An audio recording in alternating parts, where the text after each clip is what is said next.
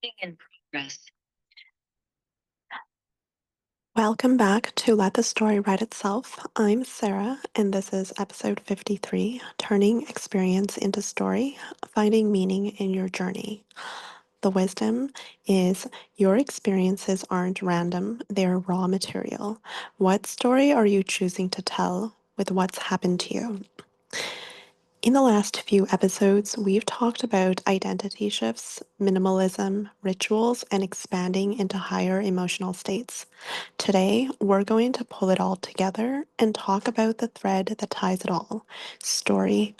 Because here's the truth, your experiences are never just experiences, they're raw material. What matters is the meaning you make from them. When I look back at my own journey, my sanctuary at university, the raspberries in the garden, the piano, the painted walls, and then later, the suitcase years of travel and movement, I see more than events. I see a story unfolding. And the way I choose to tell that story shapes how I see myself, how I show up, and what I create next. Today, we'll dive into why humans are wired for story and how narrative shapes identity, how to reframe your past experiences so they empower, not limit you, ways to take the highs and lows of your journey and weave them into meaning, how story making becomes a tool for integration and forward momentum.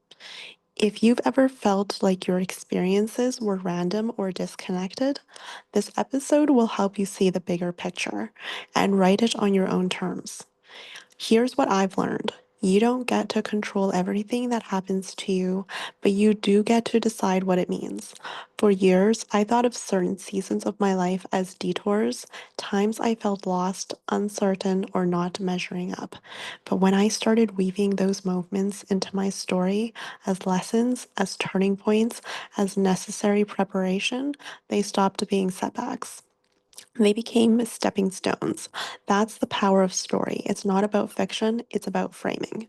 Think about your life right now. If you tell yourself the story, I'm behind, or I don't know what I'm doing, that becomes your truth. But if you tell yourself the story, I'm in a chapter of becoming, of gathering wisdom for my next breakthrough, suddenly the facts feel different. Your experiences are neutral. The story you attach to them is what gives them power. And when you choose to see your journey as preparation, as transformation, as growth, you free yourself to step boldly into the next chapter. Actionable takeaways. 1. Name your current chapter. Write one sentence that describes your current season as a story title. Example, the chapter of expansion, the chapter of learning. 2. Reframe a past experience. Take one challenging event from your past and rewrite it as a stepping stone or lesson that prepared you for now. 3. Create a story vault. Keep a journal of moments, small or big, that feel meaningful.